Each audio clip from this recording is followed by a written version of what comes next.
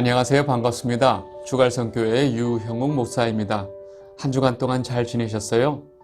우리가 한 주를 살아내면서 많이 힘들기도 하고 어렵기도 하고 많은 일들이 겪지만 중요한 건 변함없이 저희들에게 이렇게 거룩한 주의를 주시고 또 우리가 하나님의 말씀을 들을 수 있는 이 시간을 주시는 것이 얼마나 감사한지 모르겠습니다. 오늘 본문 말씀 같이 보도록 하겠습니다. 누가복음 11장 27절에서 28절 말씀입니다. 이 말씀을 하실 때에 무리 중에서 한 여자가 음성을 높여 이르되 당신을 뵌 태와 당신을 먹인 젖이 복이 있나이다 하니 예수께서 이르시되 오히려 하나님의 말씀을 듣고 지키는 자가 복이 있느니라 하시니라. 아멘. 여러분, 우리 지난 시간에 구하라 그러면 얻을 것이요 찾으라 그러면 찾을 것이니라 라고 말씀하셨던 그 예수님의 말씀이 사실은 우리가 완전히 오해하고 있었다는 거 우리가 같이 깨닫게 되었습니다.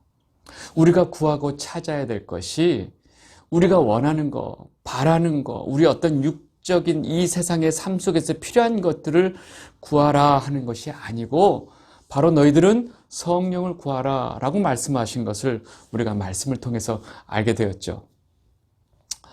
여러분, 주님은 우리에게 말씀하신 거예요. 너희가 그렇게 하나님께 성령을 구하면 하늘의 아버지께서 너희들에게 그 좋은 것, 성령을 주시지 않겠느냐라고 말씀하셨다는 거예요. 여러분, 그래서 우리가 정말로 하나님께 구해야 될 것은 다른 게 아니고 성령을 구해야 된다. 우리는 성령을 구해야 됩니다. 라고 우리가 지난 시간에 말씀을 통해서 같이 들었습니다. 지난주에 그렇게 말씀을 제가 전하고 좀 시간이 흐르면서 제가 살짝 좀 걱정이 됐습니다. 왜냐하면 많은 사람들 또 많은 교회를 다니는 그 성도분들에게 이 성령에 대해서 너무나 왜곡된 시각을 가지고 이 성령을 구하는 가르침이 너무나 많았기 때문에 혹시나 이 말씀을 오해하지는 않을까라고 좀 걱정이 됐죠. 여러분 아시겠지만 여기저기 성령 하면서 그 신비한 은사 이걸 너무 강조하거나 어떤 신비한 체험을 너무 강조하면서 온통 거기다가 성령을 다 갖다 붙이기 때문에 제가 좀 걱정이 됐죠. 그래서 제가 지난주에 성령을 마치 어떤 특별한 능력이나 어떤 기운 정도로 생각하면 절대 안 됩니다. 성령은 삼위일체 하나님이신 성령 하나님이신 것을 우리가 절대로 놓치면 안 됩니다. 라고 제가 말씀을 드렸어요. 그럼에도 불구하고 좀 뭔가 좀 약하다는 생각이 들어서 제가 좀 걱정이 들었던 것 같아요. 여러분, 성령님의 사역의 중심이 바로 뭐냐면 예수 그리스도를 증거하는 일이 바로 성령 하나님의 사역이에요. 그러다 보니까 우리 안에 정말로 성령님이 오시고 성령님께서 우리에게 무슨 역할을 하시느냐, 정말로 예수 그리스도가 누구신지 또 그분이 우리를 위해서 행하신 일이 무엇인지를 분명히 깨닫게 하시는 일이 바로 성령 사역의 바로 중요한 일이에요. 그래서 우리 안에서 성령님이 역사하시면요, 정말로 예수 그리스도에만 우리가 집중하게 돼 있다는 거예요. 그것이 바로 성령님이 하시는 일이니까. 그래서 우리가 정말로 성령을 구한다고 하는 것은 우리 안에 계신 그 성령님을 통해서 하나님의 사랑으로 이 땅에 오신 그 예수 그리스도의 십자가 진리를 더욱더 깊이 깨닫기를 구하는 것이 바로 성령을 구하는 것이죠. 여러분, 좀 더 구체적으로 설명하면 내 죄가 무엇인지, 여러분 자기의 죄가 무엇인지 모르는 사람들이 너무나 많잖아요. 나 죄 안 짓고 살았는데 이렇게 말하는 사람들이 많잖아요. 아니에요. 하나님 앞에 우리가 어떤 죄인인지 또 그 죄를 사해주기 위해서 예수 그리스도께서 우리에게 어떤 의를 보여주셨는지 그 의가 무엇인지, 그리고 예수님의 그 사랑과 구속 사역이 없었다면 우리가 죄인으로서 하나님 앞에 어떤 심판을 받을 존재인지를 분명히 깨닫게 해주시는 분이 바로 성령 하나님의 사역이라는 거예요. 요한복음 16장 7절에서 8절 말씀을 보겠습니다. 그러나 내가 너에게 실상을 말하노니 내가 떠나가는 것이 너희에게 유익이라. 내가 떠나가지 아니하면 보혜사가 너희에게로 오시지 아니할 것이요 가면 내가 그를 너희에게로 보내리니 그가 와서 죄에 대하여, 의에 대하여, 심판에 대하여 세상을 책망하시리라. 아멘. 여러분, 성령 하나님께서 어디 계시죠? 성령 하나님은 우리가 예수 그리스도를 나의 구주로 고백하고 예수님을 믿고 따르기로 결정하는 그 순간에 이미 우리 안에 오셨다고 보면 되죠. 왜요? 성령 하나님이 우리 안에 계시지 않으면 우리는 그 고백을 절대로 할 수 없기 때문에 그렇습니다. 아직 예수님을 영접하지 않고 아직 예수님을 믿지 않는 사람들, 예수님을 나의 구주로 고백하지 아니한 사람들은요, 말 그대로 성령님 내게 오시옵소서, 성령님 내게 오셔서 내가 예수님을 믿길 원합니다 하는 그 기도를 해야 됩니다. 그런데 이미 예수님을 믿고 우리 안에 성령이 오신 성도가 성령을 구하라고 하니까 여러분들 이것을 자꾸 오해하신 것 같아요. 그러면 이미 우리 안에 성령이 계신 성도가 성령을 구하는 것은 무엇일까요? 여러분, 그것은요, 이 우리 안에 계신 성령님께서 우리를 이끄시는 대로 내가 순종하겠습니다 하는 고백이라고 보시면 돼요. 성령님께서 나를 끌어가시는 방향이 내가 원하는 방향하고 같을까요? 다르죠. 우리는 육적인 욕심을 가지고 내 욕심과 내 바람대로 자꾸 바라지만 성령이 이끄시는 방향은 전혀 반대 방향으로 우리를 끌어가시거든요. 그럴 때 우리는 그 이끄심에 내가 순종하겠습니다 하는 그 고백, 그것이 바로 성령을 구하는 기도가 될 수 있다는 것이죠. 여러분, 그래서 이 찬양이 있죠. 주님 말씀하시면 내가 나가리다. 주님 뜻이 아니면 내가 멈춰서리다. 나의 가고 서는 것 주님 뜻에 있으니 오 주님 나를 이끄소서. 여러분, 이 찬양의 가사의 기도가 바로 성령을 구하는 기도다라고 보시면 돼요. 그래서 우리는 늘 우리 안에서 우리에게 말씀하시는 그 성령님의 음성을 따라 살겠다고 고백하고 그 음성에 귀를 기울이는 것이 바로 우리가 성령님을 구하는 기도다라고 보시면 됩니다. 여러분, 사람이 영적으로 항상 하나님이 내게 하시는 그 성령님의 뜻, 성령님이 하시는 그 말씀에 굉장히 민감한 상태를 겸손이라고 보시면 돼요. 제가 부족해서 이런 게 겸손이 아니고요. 그래서 바울은 우리 몸에 계신 성령 하나님이 계신 우리 몸을 성전이라고 표현한 거죠. 고린도전서 3장 16절, 너희는 너희가 하나님의 성전인 것과 하나님의 성령이 너희 안에 계시는 것을 알지 못하느냐. 아멘. 이해하시겠죠? 여러분, 제가 이렇게 말을 해도 제가 한 가지 꼭 이 성령님에 대해서 한 가지 부연하고 싶은 말이 있어요. 그게 바로 뭐냐면, 우리가 보통 교회 예배 때나 집회 때 성령 하나님 지금 이 자리에 임하여 주시옵소서, 성령이여 지금 오시옵소서, 지금 임하시옵소서 라는 기도를 많이 하죠. 여러분, 지금 성령께서 지금 이 자리에 임해달라고 하고 지금 이 순간 여기에 와달라고 하는 그 마치 성령을 초청하는 기도, 여러분 너무 익숙하시죠? 여러분, 성령 하나님을 우리가 이렇게 필요할 때 부르는 영으로 생각하면 여러분 안 돼요. 이건 굉장히 잘못된 거라는 거를 꼭 말씀드리고 싶어요. 여러분, 우리가 뭔데 감히 하나님을 오라가라 할 수 있어요? 여러분, 우리 존재가 어떤 존재인데 성령이여 오시옵소서, 성령이여 지금 이 순간 이 자리에 임하여 주시옵소서. 여러분, 감히 하나님을 불러 제끼는 이 일은 우리가 하면 안 돼요. 여러분, 우리가 예배 때 우리가 모여서 아주 정성을 다해서 예배드리고 찬양할 때 우리 안에 계신 성령님 지금 이 순간 우리에게 하나님 말씀을 깨달을 수 있는 지혜를 주시고 마음을 주시고 하나님의 사랑을 볼 수 있는 눈을 주시고 하나님의 음성을 들을 수 있는 귀를 주시옵소서라고 기도하면 되죠. 예, 그건 괜찮아요. 근데 마치 저 멀리에 있는 어떤 신비한 영을 마치 불러 제끼듯이 여러분, 신내림 현상을 자꾸 생각하면서 성령이여 지금 이 순간 우리에게 오시옵소서, 임하시옵소서. 여러분, 이렇게 기도하는 거는요, 성령 하나님을 완전히 모욕하는 행위입니다. 여러분 이것은 꼭 여러분 구분하셔야 돼요. 여러분 이것은 꼭 절대 오해하지 마시고 분명히 알고 계시면 좋겠어요. 여러분 제가 지난 시간에 말씀드린 우리가 성령을 구해야 한다는 것이 무슨 뜻인지 분명히 아시겠죠? 네. 여러분 오늘 우리가 같이 나눠야 될 내용은요. 이 누가복음 지금 우리가 11장을 보고 있는데 지난 시간에 예수님께서 구하라 찾으라 이 말씀을 하신 그 다음에 바로 내용을 우리가 오늘 볼 건데 바로 그 내용은 바로 뭐냐면요. 우리 안에 성령이 안 계시면 우리 안에 이 영적인 보안 상태가 얼마나 위험하고 심각한지 예수님께서 이 말씀을 하고 계세요. 지난 시간에 말씀을 드렸지만 그 다음에 바로 바알세불 논쟁이 이어집니다. 누가복음 11장 14절에서 16절 말씀을 보겠습니다.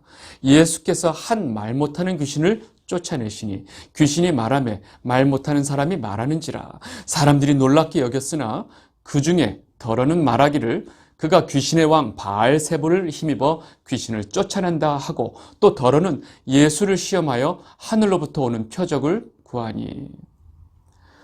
여러분 지금 앞에 예수님께서 기도에 대한 이야기를 하다가 갑자기 귀신 얘기하니까 이제 내용이 바뀌었구나, 주제가 바뀌었구나 라고 생각하시는데 아니에요. 지금 예수님께서는 같은 맥락에서 우리에게 왜 성령을 구해야 하고 왜 성령이 우리 안에 계시하는지를 다시 한번 예수님께서 분명하게 말씀하고 계신 거예요. 여러분 지금 내용을 보면 예수님께서 귀신이 들려서 말을 못하는 사람에게 귀신을 쫓아주셨어요. 그랬더니 귀신이 그 사람을 옭아매고 말도 못하던 사람이 갑자기 말을 하는 것을 여러 사람들이 본 거죠. 많은 사람들이 그 예수님의 그 하신 일을 놀라고 그 귀신을 쫓아내신 일에 놀라고 있는데 그 중에 몇 사람, 여러분 마태복음에 보면 이 사람들이 분명히 바리새인이다라고 지금 얘기하고 있는데 그 바리새인들이 뭐라고 얘기하느냐? 지금 예수님이 지금 귀신을 쫓아낸 것은 지금 당신이 지금 귀신을 쫓아낸 것은 바알세불의 힘을 힘입어서 쫓아낸 것이다 라고 얘기를 하는 거예요. 마태복음 12장 24절 다시 보겠습니다. 바리새인들은 듣고 이르되 이가 귀신의 왕 바알세불을 힘입지 않고는 귀신을 쫓아내지 못하느니라 하거늘. 여러분 지금 이 바리새인들이 하는 말을 보세요. 예수님이 바알세불, 귀신의 왕, 악귀의 왕, 사단의 도움을 얻어서 귀신을 쫓아냈다고 말합니다.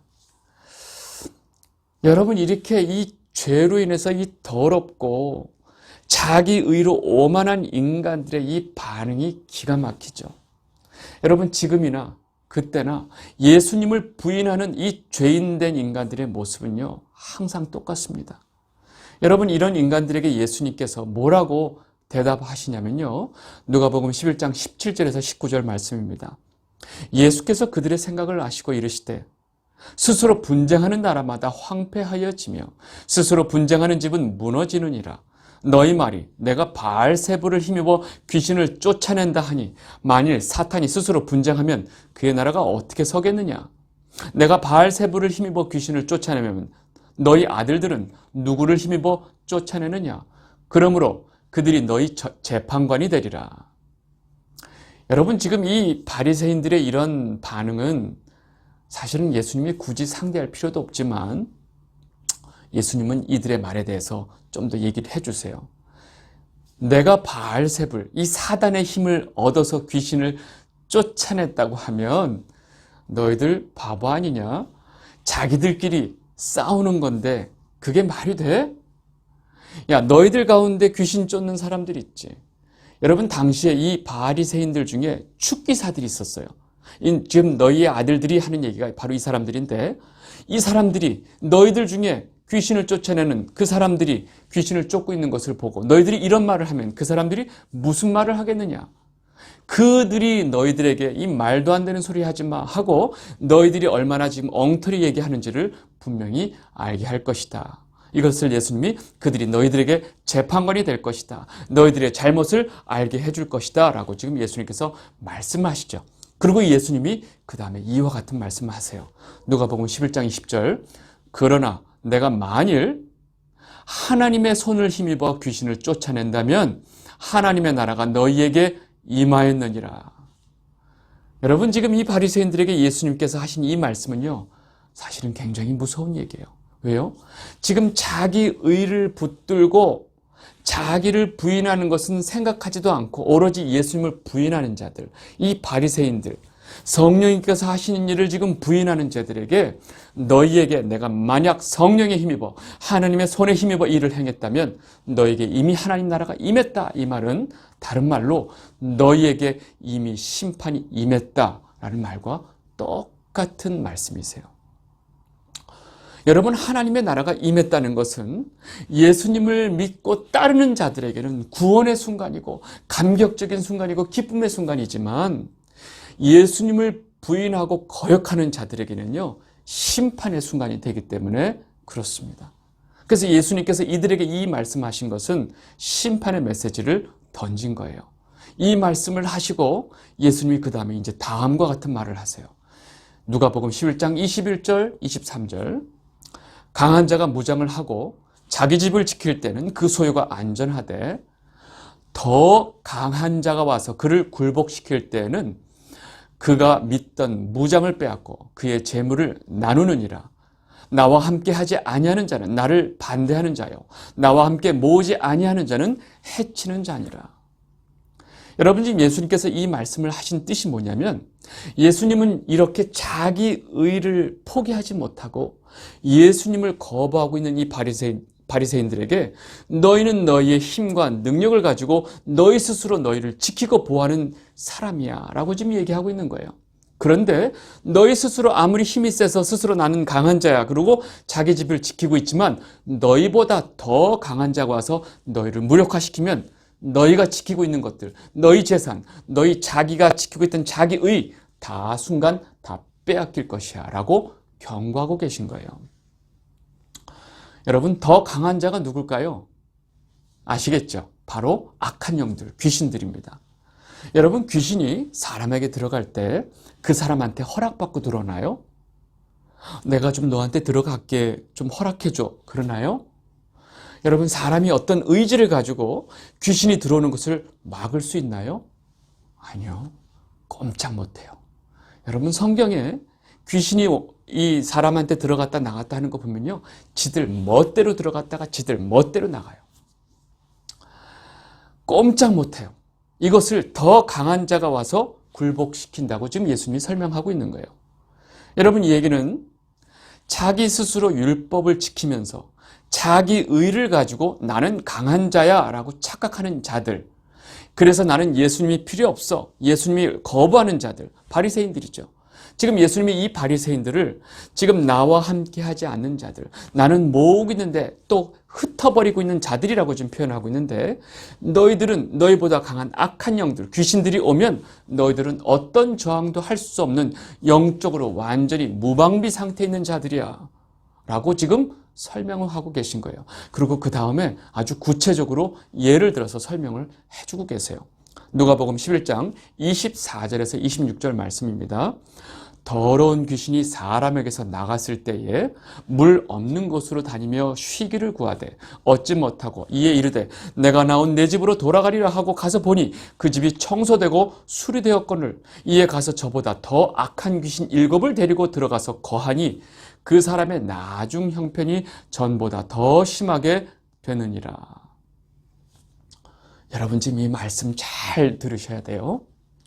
여러분, 지금 이 상황은요, 유대인들 중에, 바리새인들 중에 이 축기사들, 엑소시즘이라고 아시죠? 엑소시스트, 이 축기사들이 있어서 귀신을 내쫓는 경우가 있어요. 그래서 내쫓긴 이 귀신이 어디 광야에, 지금 물이 없는 곳이라고 하는데, 당시에 귀신들은 물이 없는 곳, 광야죠. 광야에 기거한다고 하는 생각들이 있어서 이제 이 귀신이 광야에서 이제 자기가 걸 곳을 찾다가 못 찾고 안 되겠다, 내가 있던 곳으로 다시 가야 되겠다 하고 왔더니 그 집이 완전히 청소되고 수리가 돼 있어요. 그러니까 이 귀신이 나 못 들어가겠다가 아니라 자기보다 더 악한 귀신 7을 데리고 그 수리되고 청소된 집에 데리고 들어갔다는 거예요. 그 집이 뭐예요? 원래 귀신 잡혀 있었던 그 사람이잖아요. 그 사람한테 그 더 악한 귀신 7을 데리고 들어가니까 그 사람이 그 전보다 더 악한 상태가 되었더라 라고 좀 얘기를 하는 거예요. 여러분 지금 귀신 들렸던 자가 이제 죽기 사이에서 귀신이 나갔죠.